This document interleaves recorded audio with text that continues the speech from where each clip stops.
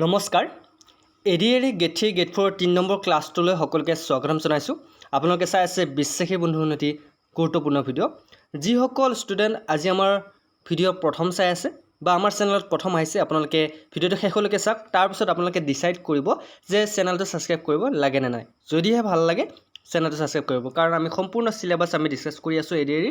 গতিকে full syllabus with most important question লৈ আমি সদায় প্ৰতিদিনে আপোনালোকৰ কাৰণে ক্লাছ লৈ থাকোঁ। দিনত দুটাকৈ ভিডিঅ' আপোনালোকৰ কাৰণে দিওঁ। এটা আপোনালোকৰ এক্সাম থাকে আৰু এটা আপোনালোকৰ ডিটেইলছত সম্পূৰ্ণ চিলেবাছ উইথ এনচাৰ থাকে। অ'কে, চ' দেৰি নকৰি ভিডিঅ'টো আৰম্ভ কৰিছোঁ। আজিৰ ফাৰ্ষ্ট কুৱেশ্যনটো আপোনাৰ মোবাইল স্ক্ৰীণত চাই লওক আৰু এনচাৰটো দিবলৈ ট্ৰাই কৰিব দেই। আজিৰ ফাৰ্ষ্ট কুৱেশ্যনটো হৈছে ভাৰতৰ কোনখন চহৰক the Athens of the East বুলি কোৱা হয়? Which city of India is known as the Athens of the East? ভাৰতৰ কোনখন চহৰক এথেন্স অফ দ্য ইষ্ট বুলি কোৱা হয়?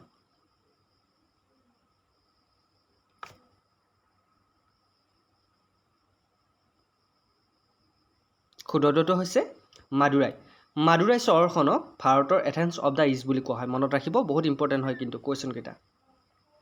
নেক্সট কুৱেশ্যনটোলৈ আহিছোঁ। মিনামাতা ৰোগ মাছ খালে যিবোৰৰ মাত্ৰা অধিক। Minamata disease was caused by eating fish which have high levels of. ইয়াৰ ভিতৰত কোনটো শুদ্ধ? মিনামাতা ৰোগ হ'লে মাছ খালে ইয়াৰ ভিতৰত কোনটো বস্তু অধিক হৈ যায়?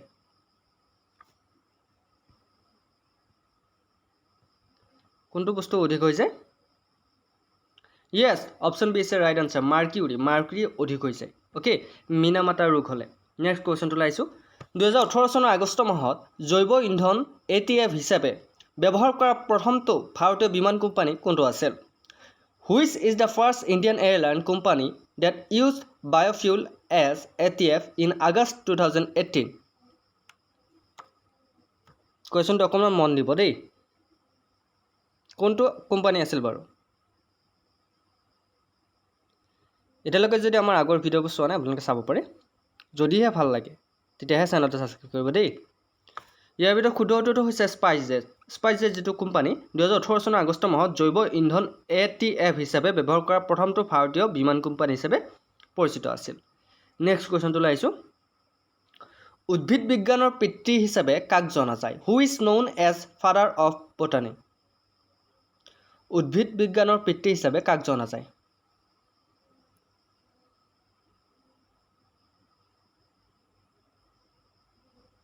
শুদ্ধটো হৈছে থিঅ'ফ্ৰাষ্টাছ।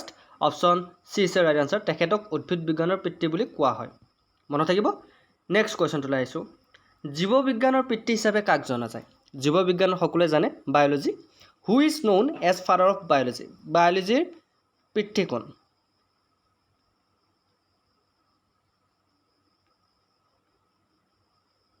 Father of biology, yes, Aristotle. Okay, এৰিষ্টটলক ফাদাৰ অফ বায়'লজি বুলি কোৱা হয়। মনত থাকিব। গুড। নেক্সট কুৱেশ্যনটোলৈ আহিছোঁ। হিষ্টৰী প্লেণ্ট্ৰাম গ্ৰন্থখন কোনে লিখিছে? The book history Plantarum is written by. ইয়াৰ ভিতৰত কোনজন লিখকে হিষ্টৰী প্লেণ্ট্ৰাম নামৰ কিতাপখন লিখিছে?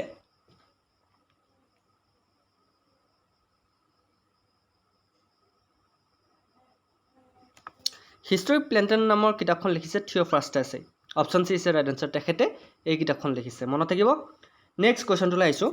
বিখ্যাত গ্ৰন্থ ছিষ্টেমা নেচাৰ ৰচনা কোনে কৰিছিল? The famous book Systema Naturae is written by. কোনে লিখিছিলে এইখন কিতাপ? কোনে লিখিছিল বিখ্যাত গ্ৰন্থ ছিষ্টেম নেচাৰ নামৰ কিতাপখন কোনে লিখিছিল? ইয়াৰ ভিতৰত কেইটা আপোনালোকে শুদ্ধ উত্তৰ দিব পাৰে মোক কমেণ্ট কৰিব দেই। মই কমেণ্ট দুয়োটাকেইজনৰ নাম মই কমেণ্ট পোষ্টত দি দিম। ইয়াৰ শুদ্ধ উত্তৰটো হৈছে yes, option yes, C is a right answer. লিনিয়াছে এই কিতাপখন লিখিছিল। কিতাপখনৰ নাম হৈছে ছিষ্টেমা নেচাৰ। অ'কে, নেক্সট কুৱেশ্যনটোলৈ আহিছোঁ। আটাইতকৈ বেছি দিন জীয়াই থকা গছবিধৰ নাম কি? What is the longest living tree? নাম জানে নহয়? আটাইতকৈ বেছি দিন জীয়াই থকা গছ কোনবিধ বাৰু?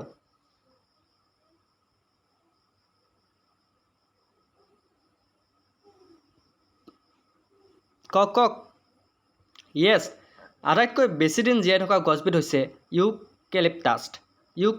এই গছবিধ আপোনালোকে দেখিছে ইউকেলিপ্টাছ হৈছে আটাইতকৈ বেছি দিন জীয়াই থকা গছ নেক্সট কুৱেশ্যনটোলৈ আহিছোঁ ভিটামিন চিৰ ভাল উৎস কি good source of vitamin C ইয়াৰ ভিতৰত কোনটো বস্তুত অধিক ভিটামিন চিৰ মাত্ৰা পোৱা যায় নেমু কমলা আমলখি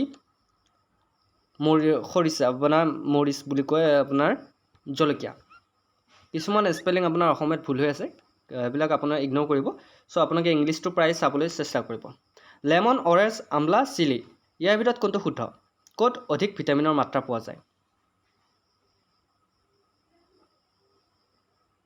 শুদ্ধটো হৈছে আমলা আমলখিত অধিক ভিটামিন চিৰ মাত্ৰা পোৱা যায় আপোনালোকে সৰুৰ পৰা শুনি আহিছে আমলখিত ভিটামিন চি আছে গতিকে আমলখিত অধিক ভিটামিনৰ মাত্ৰা পোৱা যায় নেক্সট কুৱেশ্যনটোলৈ আহিছোঁ bamboo is a classified as বাঁহ আমি সকলোৱে জানো বা আমাৰ ঘৰে ঘৰে আছে এতিয়া বাঁহক কোনটো শ্ৰেণীত শ্ৰেণীভুক্ত কৰা হৈছে বাঁহ গছ হয়নে জোপোহা হয়নে বনৌষধি নে ঘাঁহ বাঁহক গছ বুলি ধৰা হয়নে যদি হয় কমেণ্ট কৰিব যদি নহয় কি বুলি কোৱা হয় বাঁহক আপোনালোকে মোক কমেণ্ট কৰিবচোন ইয়াৰ ভিতৰত শুদ্ধ উত্তৰ কোনটো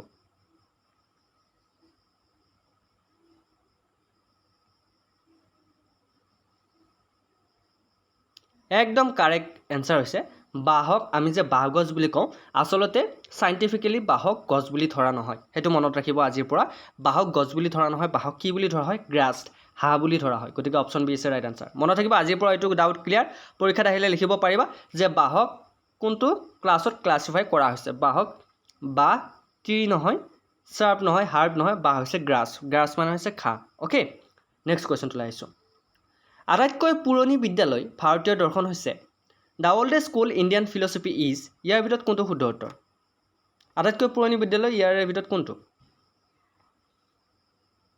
ভাৰতীয় দৰ্শন ইয়াৰ ভিতৰত কোনটো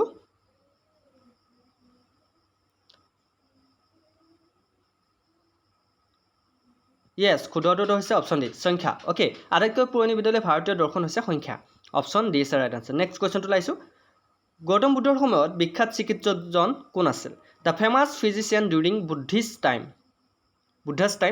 ৱাষ্ট অ'কে গৌতম বুদ্ধৰ সময়ত বিখ্যাত চিকিৎসক এজন আছিল সেই চিকিৎসকজনৰ নাম কি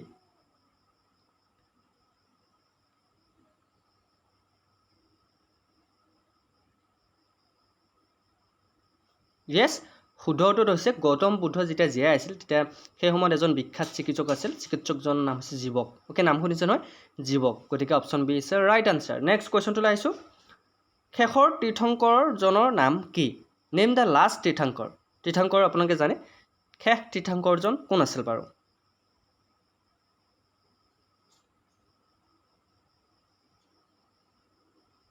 একদম শেষৰ তীৰ্থংকৰজন আছিল মহাবীৰ কোন আছিল Mahavir option D is right answer মনত থাকিব মহাবীৰ হৈছে লাষ্ট তীৰ্থংকৰ নেক্সট কুৱেশ্যনটোলৈ আহিছোঁ কুৱেশ্যনকেইটা কেনেকুৱা পাইছে জনাবলৈ নাপাহৰিব গেট 3 গেট 4 কাৰণে বহুত ইম্পৰ্টেণ্ট হয় ইয়াতে আপোনাৰ চিলেক্টিভ কুৱেশ্যন আছে আৰু 100% এক্সপেক্টেড কুৱেশ্যন হয় নেক্সট কুৱেশ্যনটোলৈ আহিছোঁ বংগৰ প্ৰথম স্বতন্ত্ৰ ৰজা কোন আছিল who was the first independent king of Bengal বংগৰ প্ৰথম স্বতন্ত্ৰ ৰজা কোন আছিল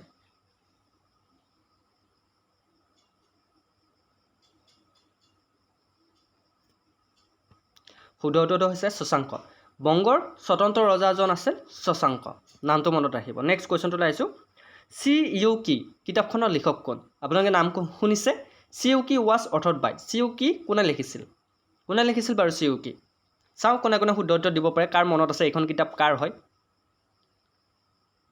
ট্ৰাই কৰা শুদ্ধ উত্তৰ দিবলৈ ট্ৰাই কৰা তেতিয়াহে গম পাবা পৰীক্ষাত কিমান ইজি হয় কুৱেশ্যনবিলাক কিমান টান হয় যদি চেষ্টাই নকৰে তেনেহ'লে কেনেকৈ গম পাবা ইয়াৰ শুদ্ধ উত্তৰটো হৈছে চি ইউ কি কিতাপখন হৈছে হিউৱেন চাঙৰ কাৰ হিউৱেন চাঙৰ গতিকে এই কিতাপখন কোনে লিখিছিল হিউৱেন চাঙে লিখিছিল একদম ইজি নেক্সট কুৱেশ্যনটোলৈ আহিছোঁ কোন বছৰত তালিকোটাৰ যুদ্ধ হৈছিল in which year battle of Talikota fought Talikota যুদ্ধ কোন চনত হৈছিল নাম শুনিছে নহয় তালিকোটা যুদ্ধ হিষ্টৰী কুৱেশ্যন হয় চ' এনচাৰটো দিয়া একদম ইজি 1565 চনত তালিকোটাৰ যুদ্ধ হৈছিল option D is right answer কেতিয়া 1565 চন 1565ত নেক্সট কুৱেশ্যনটোলৈ আহিছোঁ দিল্লী চুলতান ৰাজ্যৰ শেষ শাসক কোন আছিল who was the last ruler of Delhi sultanate Delhi চুলতানতৰ শেষৰজন ৰজা বা শাসক কোন আছিল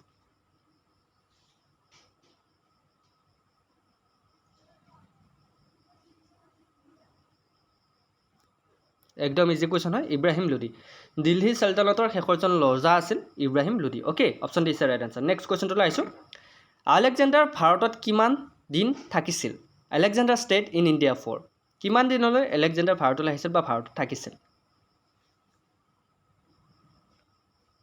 কিমান দিনলৈ শুদ্ধটো হৈছে 19 মাহ আলেকজেণ্ডাৰ ভাৰতত কিমান মাহ আছিল 19 মাহ 19 মাহ মানে কিমান এবছৰ আৰু ইফালে কিমান কিমান এবছৰ 7 মাহ নেক্সট কুৱেশ্যনটোলৈ আহিছোঁ ডাক বংশৰ প্ৰতিষ্ঠাপক কোন আছিল who was the founder of the slave dynasty ডাক বংশৰ প্ৰতিষ্ঠাপক কোন এইটো কুৱেশ্যন বহুত ইম্পৰ্টেণ্ট হয় প্ৰায় পৰীক্ষাত থাকে চ' ভিডিঅ'টো কেনেকুৱা পাইছে ভাল লাগিছেনে ভিডিঅ'টো ক্লাছ আৰু আনিব লাগিবনে কমেণ্ট কৰিবচোন শুদ্ধটো হৈছে ডাক বংশৰ প্ৰতিষ্ঠাপক হৈছে কুতুবুদ্দিন আইবাক অ'কে কোন Qutubuddin Aibak option B is right answer মনত থাকিব নেক্সট কুৱেশ্যনটোলৈ আহিছোঁ গজনীৰ চুলতান মাহমুদে কিমানবাৰ ভাৰত আক্ৰমণ কৰিছিল how many time sultan Mahmud of Ghazni invade India চুলতান মাহমুদে ভাৰত কিমানবাৰ আক্ৰমণ কৰিছিল বাৰু এইটো এনচাৰ ইজি বহুত কোনে দিব পাৰে